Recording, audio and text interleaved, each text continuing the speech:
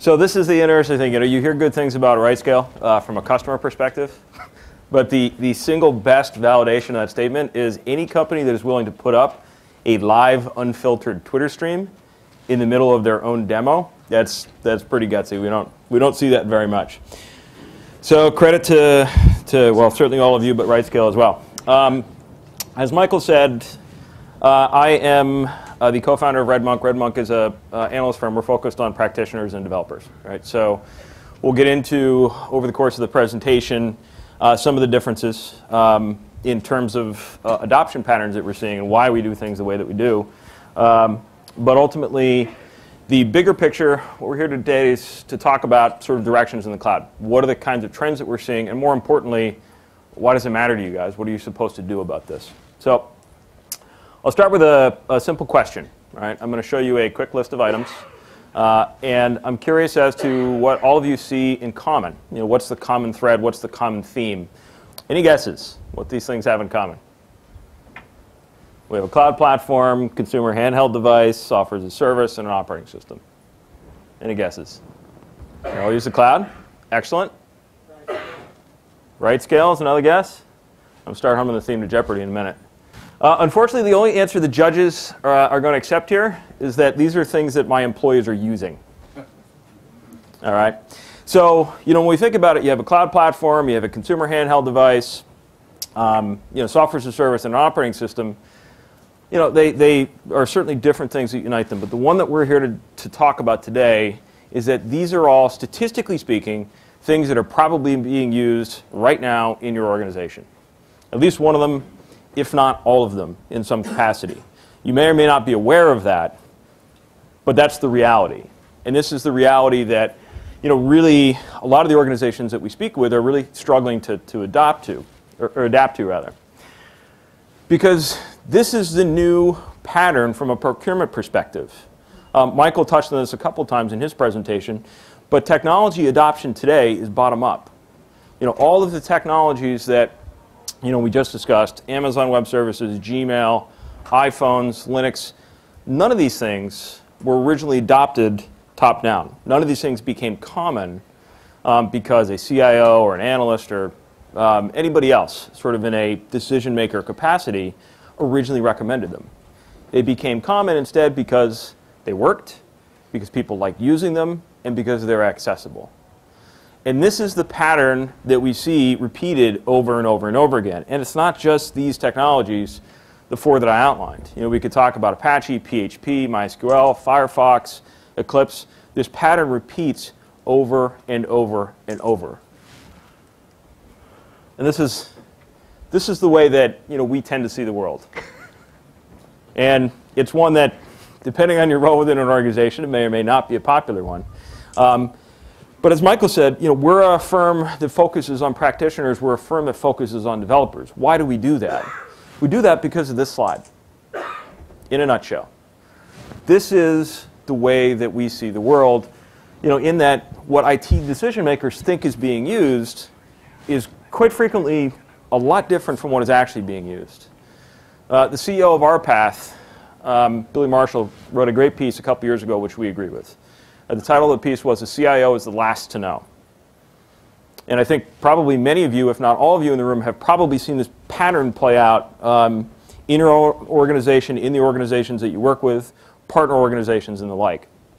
And the pattern is that the people at the top really don't have any idea what's being used.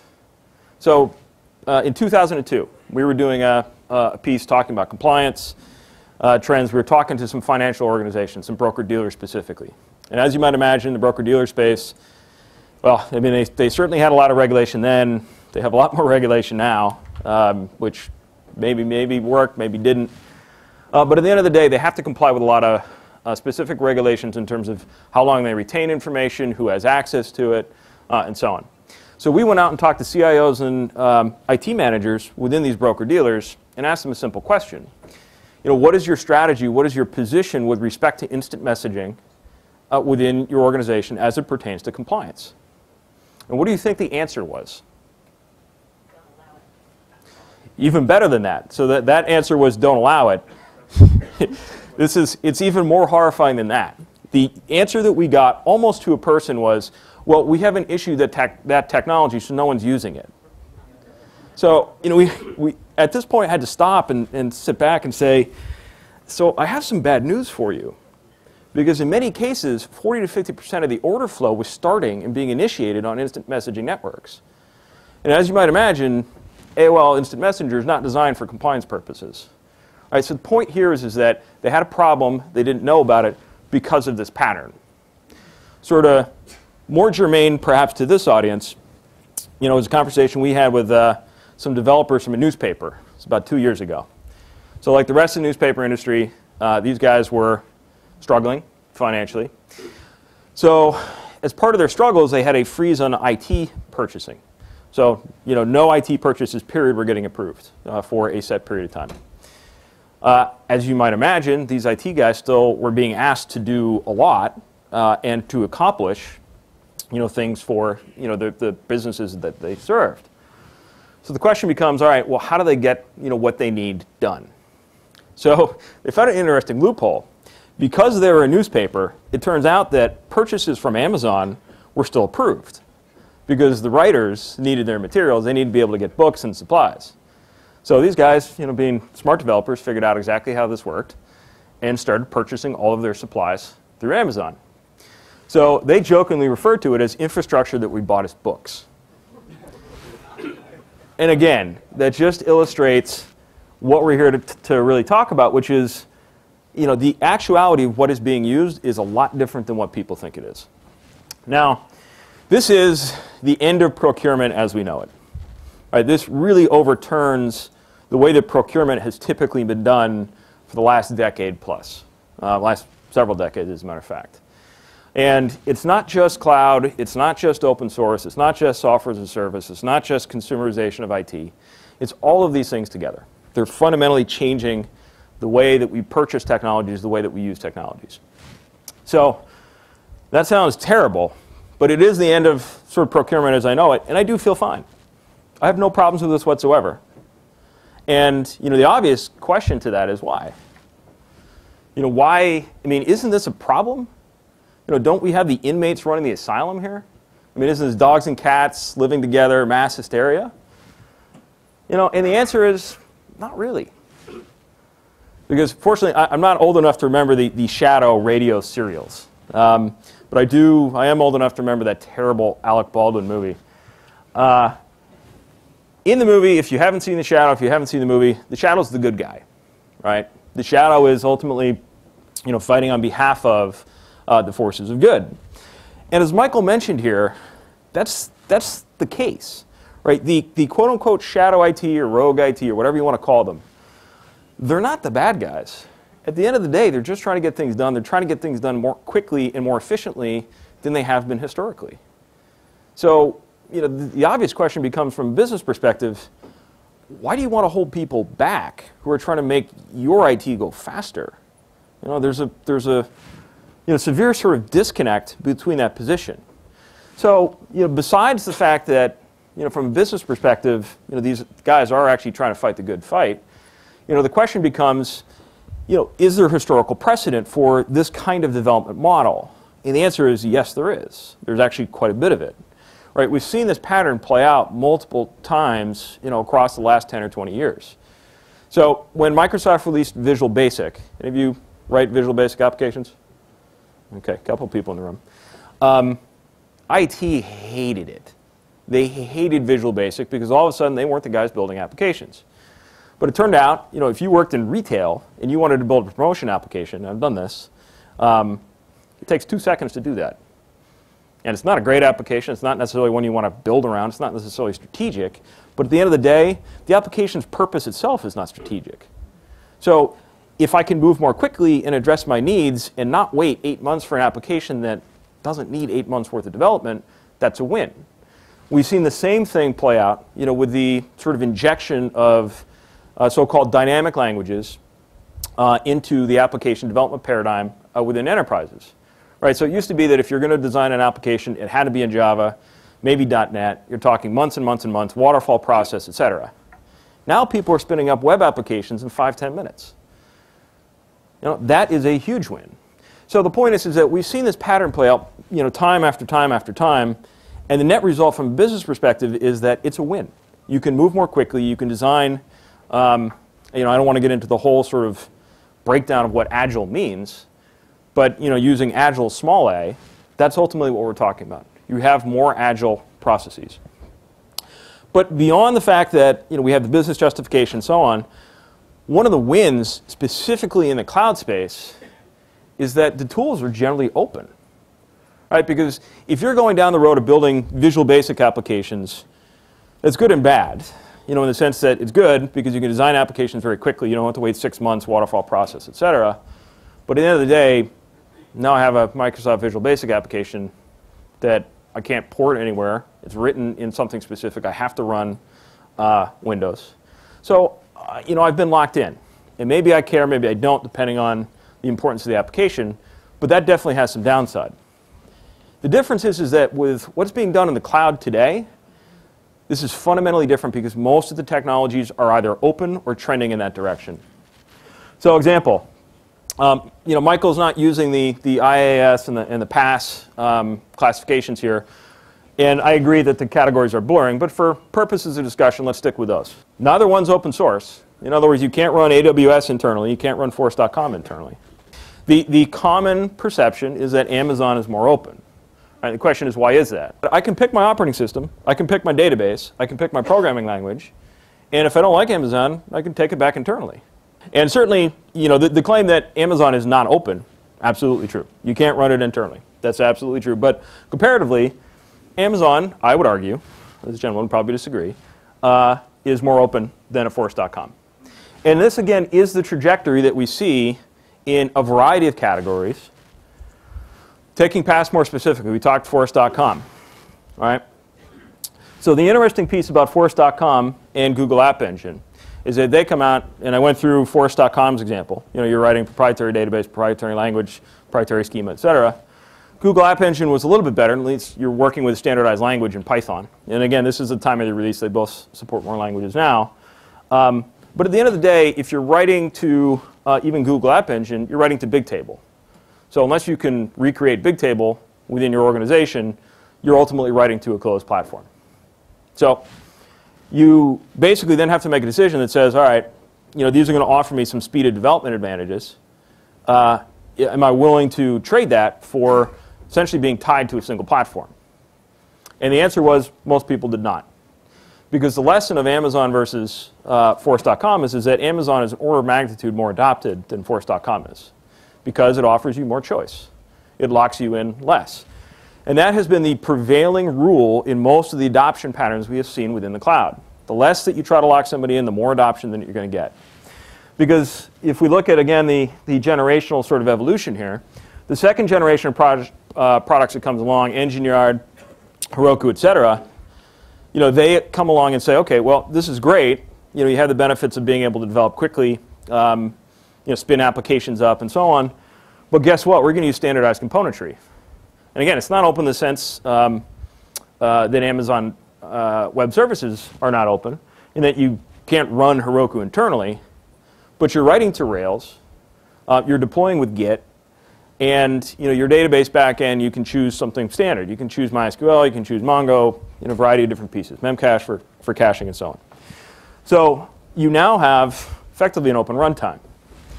Now, that was good, but the throttle there then is, well, I don't write my applications in Ruby. So, kind of your applicability to my situation is pretty limited. So that's what we get to what we're seeing today, or what we term the Generation 3 platform providers, which take the original lessons of Heroku and EngineYard, which are, we're going to compose our platform of standardized pieces, and we're going to give you even more choice. And importantly, the platform itself, in Cloud Foundry is open source right now. For OpenShift, it has been promised to be open. We'll see if Red Hat delivers on that. But either way, you now have the choice of multiple runtimes. You don't have to pick Ruby. You can pick Ruby or Java or PHP or Python or JavaScript. So ultimately, what we've gone from is closed runtimes to open runtimes to multiple open runtimes, with the platform itself being open source. But ultimately, for everybody sitting in the room, you're probably sitting there saying, well, okay, that's great. Academically, it's nice that the trajectory is open. But what does this mean? Like, why do I care? I mean, yes, in theory, it should benefit me, that these tools and these technologies are open source, that these tools and technologies are trending open source, sort of cross-industry wide. But how am I supposed to manage this? I mean, you can't honestly expect, folks in the room to be sitting there saying, well, this is great. I guess they're just open, so I'll let anybody do what they want. And let the inmates run the asylum, have no control, have no central billing, no central manageability, no idea of what I'm monitoring, what I'm managing. And to go back to the example that I mentioned before, of the instant messaging example, where there's all this thing, there's all these technologies being used that I'm not aware of that are potentially a liability to me from a compliance perspective, at least. So this is a problem. Well, the two things that we tell our customers to think about are these. So step one, learn from King Canute. Anybody know King Canute? Know the history? Okay. King Canute was originally a Dane. I'm not going to give you a history lesson, I promise. He was a Dane. He ruled Denmark, Norway, part of Sweden, England, and so on. What he's more famous for, however, is, I'm sure all of you have heard the sort of cliche, fight the tide. So this was the account, of his actions, trying to illustrate the limits of his power. So he set his throne by the sea, shore, and commanded the tide to halt and not wet his feet and robes. Yet, continuing to rise as usual, the tide dashed over his feet and legs without respect for his royal person. So hopefully the lesson's obvious. If it's not, let me spell it out for you. This is a tide you're not going to fight. This is, you can fight this trend, you can fight this trajectory all you want. You're going to lose. Okay? This is a Sisyphean task. So your job should not be, the sort of role, that we've seen, for example, with strict organizations that do not allow their employees to use webmail, period, at work. They prohibit it. That's ultimately what you're trying to do here. And guess what? The first thing that employers are going to do is figure out a way around that. I was a consultant. I used to run around to large businesses, all of whom had very, very complicated and fancy firewall protocols. Essentially designed to do one thing: prevent instant messaging, prevent VPNs, prevent email, and so on. So the first thing that we did every time we went into an organization was figure out how to get around that firewall. And we'd use a variety of tools. Maybe Skype would work in one situation. Maybe you'd use Yahoo Messenger to set up the proxy. The point here is that you're not going to win, so don't try to fight this. But again, the question then from customers is, well, okay, well, if I don't fight this, what am I supposed to do? The answer to that is pretty simple. You learn Jujitsu. Now, Jujitsu, many of you I'm sure are familiar, is a Japanese martial art. And like a lot of martial arts, the central tenet of Jujitsu, or one of the central tenets anyhow, is to not meet force with force. So in other words, if somebody's going to punch you, you don't try to hit their fist. All right? You try to instead manipulate the opponent's force against himself, rather than confronting it with your own force. So really the analogy that we use when we talk to people about the cloud, and it's going to seem a little orthogonal, I guess, at first, is Napster. All right? So anybody in the room not familiar with Napster? Okay, good. So Napster obviously represented a enormous sort of market of piracy. People were trading unauthorized copies of music. So the music industry tried its best to stamp this out, and they were successful. And what happened? They just spawned sort of other sort of P2P networks that did exactly the same thing, allowed people to trade music. When you fast forward a number of years forward, what happened? They ended up giving up exactly what the original Napster customer wanted. They wanted non-DRM'd music that was available for download instantly. It took them 10 years to do this, and Lord knows how much money they lost in the process. If instead the labels had gone to a Napster or even other partners, it doesn't matter, and said, look, we understand that you want this, we understand that you're going to need this to be, to fulfill whatever it is that you want to do, and you're going to find a way to do it one way or another, and we're going to find a way to make that work for us financially. So instead of going to an Napster and saying, all right, let's legally let you download music, but at the same time, let's charge people. Let's figure out a way to make this work. That never happened. That's ultimately what you guys should be thinking about. Because why does Shadow IT embrace the cloud? Why do they embrace these technologies, such that, you saw the Forrester figure, we would actually estimate that the cloud deployments in our experience tend to be higher than a 3 or 5 to 1 ratio. There's a lot more cloud than you know about. They embrace it because it's available and because it works. How many of you in the room have had to wait on an engagement for a server for a month? Yeah, that's about half the room, if not 3/4 of the room. I had to wait 4 months as a systems integrator to get 2 4-CPU boxes. 4 months? It's insane. So that is ultimately the driver behind this. This isn't, as Michael put it, they're not rebelling to rebel. They're not rebelling because they're bad people. They're rebelling because the way that IT has traditionally operated is absurdly inefficient. And this represents a massive improvement of market efficiency. So if you understand what the need is, if you understand the driver here, what you end up doing is try to make available a platform that is A, available to them, and B, just works. Right? And once you've done that, you monitor and manage that. So ultimately, you give them what they want, but you give it to them in a forum and essentially in a vehicle where you have some central visibility, you have some central control. So it's a win for everybody. They get what they want. They get access to resources that just work, are available on a frictionless basis, and you get the ability to achieve centralized visibility and billing. So ultimately, it's a win-win. And as far as what you use to do that, there's a variety of tools. I'm sure there's a whole bunch of people in navy blue t-shirts that'd be happy to talk to you about tools they have available to do just this. But regardless of what tool you use, this is philosophically the approach that you need to embrace.